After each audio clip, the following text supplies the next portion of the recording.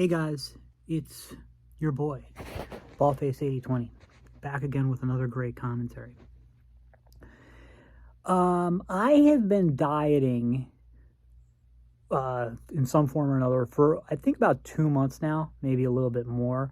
I went on the diet to help deal with my depression, depressed mood, and fatigue, general fatigue, and just malaise.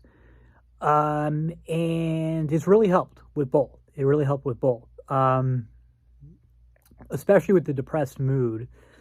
And it helped so much actually, but the fatigue was better, but still there and very strong.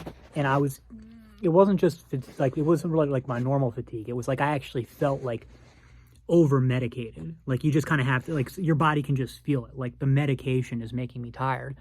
So that made me, I had been wanting to get off the meds anyway, but I'd planned to like slowly taper down.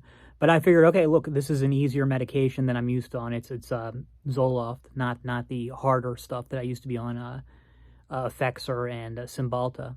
So I said, why don't I just try getting off? You know, it's easier to get off. If the withdrawal symptoms get bad, I'll just go back on. And so that would have been like 3 weeks ago or something. It would have been like 3 or 4 weeks ago at this point that I tried to get off of it. And I did get off of it. I just quit cold turkey. I was off it for, I ended up being off for about 14 days. It was really, I guess in hindsight, I started to notice probably around the first week, but maybe not. But there was some mild withdrawal symptoms the first couple of days, just like night sweats, but nothing big. So, like a week into it, I was like, okay, I beat it, and I just wasn't really thinking about it. But around the 10-day mark, like, the depression started to get worse, like the depressed mood and stuff. And before that even started, I started getting these like terrible sugar cravings because I'd been eating healthy and I hadn't had cravings for weeks. So I was getting like really intense sugar cravings. And it eventually occurred to me, it's like, oh, okay, this must be because of the meds. So I went back on the meds, but when you like, especially something like Zoloft, it takes a while for it to start working. It didn't really start to kick in, I think, until last night. It was like, these last like week and a half was tough while it was getting back in section. So one of the things was it's not just, when you're getting back on it, it wasn't just depressed mood, but I was getting these awful sugar cravings and I was giving into them. I wasn't eating as bad as I was before, because instead of eating like just 100% junk food, I was eating a healthy diet for my meals, but then I was also binging on junk food at least once a day. There were a couple of days where I didn't, but and now the physical cravings are gone. I would say about last night, is when they finally went away. After being back for about 2 weeks now, 2 weeks of, they're finally gone. And so it would have got me to really realize that when you have food cravings, and this is probably true with any kind of addiction, there's different types of food cravings. Like, there's physical food cravings, like where your body physically wants it. And then there's like a psychological, where it's not so much the food you want, it's the high that's associated with it. And like, what I mean is, because if you've never been through this, it's hard to explain. But like, these like last couple of weeks, right? I physically had to have something sweet or had to have junk food. Like, it was just like, it was this overwhelming physical like craving. It was very physical. Like, I've got to have Oreos or I've got to have Chipwiches. It wasn't just because it'll feel good to have them. It was like, no, I have to have it. And it's to the point where it's debilitating. Like, I can't focus if I don't have them. Whereas today is the first day, it's like, it's not that I'm not having cravings. I am. It's just that they're not physical cravings, because today I haven't had any junk food. And there's a couple of times today where I thought about it, like, because the psychologically, the craving's there. It's like, oh, I want to have ice cream, or I want to have Oreos or something like that. But then, like, when I actually think about doing it, like actually like think about eating it, like it physically doesn't sound appealing. There's no real physical drive to have an Oreo. Like I look at an Oreo, and when I actually think about it, it's like it's just junk food. It doesn't like it doesn't do anything for me physically. Whereas like these like last couple of weeks when I did eat sweets, it was like an orgasmic feeling. Like it was so good when you ate it. It was so good. It's like one of the best feelings in the world. If I were to go to eat some Oreos now, I mean, they'd taste okay, but part of it would be kind of gross, and it definitely wouldn't do anything for me physically.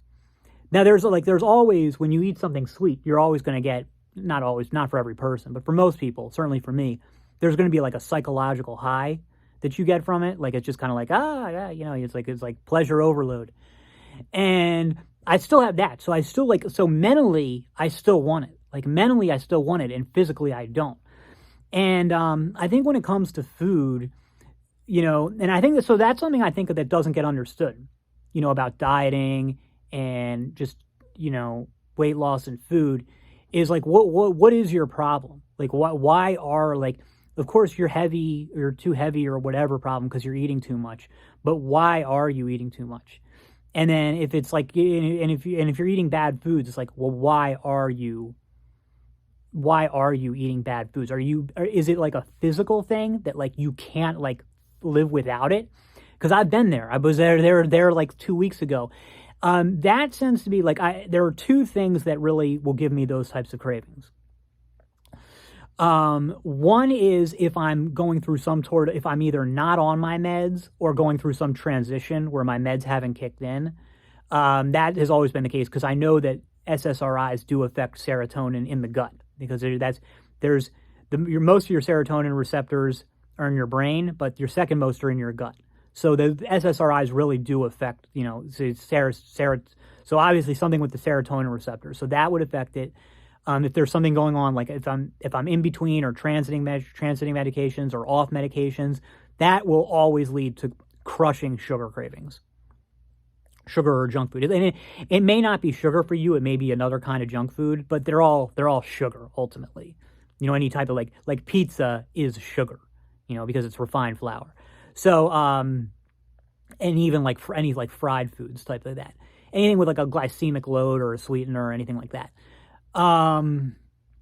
So anything with like medication, like, so obviously that has something to do with serotonin in the gut. That will cause horrendous sugar cravings if that's like fucked up somehow. The other thing is just general gut health. So that's like if I'm not eating a lot of prebiotics and probiotics. If I'm eating like a lot of probiotics, like broccoli, brown rice, prebiotics, broccoli, brown rice, and probiotics, like, I drink, kefir with live probiotics added. If I'm not doing that, if I'm not doing both of those, lots of probiotics and lots of prebiotics, bad sugar cravings. But, so either of those things by themselves, like even if I'm on point with my medication, but I'm not on point with the prebiotics and probiotics, going to have bad sugar cravings. If it's the reverse, I'm on point with the prebiotics and probiotics, but there's something like my medication isn't stable in me, or I'm not at the right place with my medication, then again, horrendous sugar cravings. And it all ties back to the environment in your gut, because obviously serotonin is going to affect the bacteria in your gut. And what I've really come to notice is that if you're craving like bad foods, like junk food, it's not you. It's not you craving that. It literally is the bacteria in your gut. And it's that bacteria that's craving it, not you. It feels like it's you, but it's not. It's just your gut bacteria. Although I guess you could say that, your gut bacteria is practically part of you, but I don't know. It is and it isn't. It's not really. It's not really. So I think that has to be understood. Like, so I would always like approach any type of dieting from gut health. So I would say well, why is it that if your problem is just overeating in general, like even eating healthy foods, that's a different issue. Even then, I would say you have to like find out what's causing you to overeat. I think for most people though, most people who struggle with diet, it's because they can't give up the bad foods. And and I don't mean that they just like can't have them occasionally because, whatever. I mean that they like every day they're getting intense cravings for bad foods and they can't willpower through it. Well, no, you're not going to willpower through it, not sustainably. I mean, maybe some people can, but the overwhelming majority of people can't. And so I think it's an issue of you actually the cravings themselves are a disease, and or a symptom of the disease, which is gut health probably, but it could be something else. And you've got to treat that underlying disease. You've got to fix that, and then worry about losing weight or eating better or something. Because the problem is not that you're giving in to junk food cravings. The problem is that you are having those cravings. Now, again, psychologically, that's something else. That's a different story. If it's just psychological cravings that you can't overcome, okay, that's just typical addiction treatment. Okay, that's just. But if you're actually having a physical, like a physical craving for the stuff, and I don't mean just physical to like get rid of the withdrawal symptoms. That's something else too. Those are just standard addiction stuff. Withdrawal is standard addiction. Psychological with addiction, standard addiction stuff. They've got treatment programs, and you just treat it like that. But if there's a physical craving for junk food, a real food that goes beyond, curing withdrawal symptoms, that's a problem with gut health, probably. Gut health or hormones or blood sugar or something. And you've got to get that fixed first. That's all for now. See you in the next.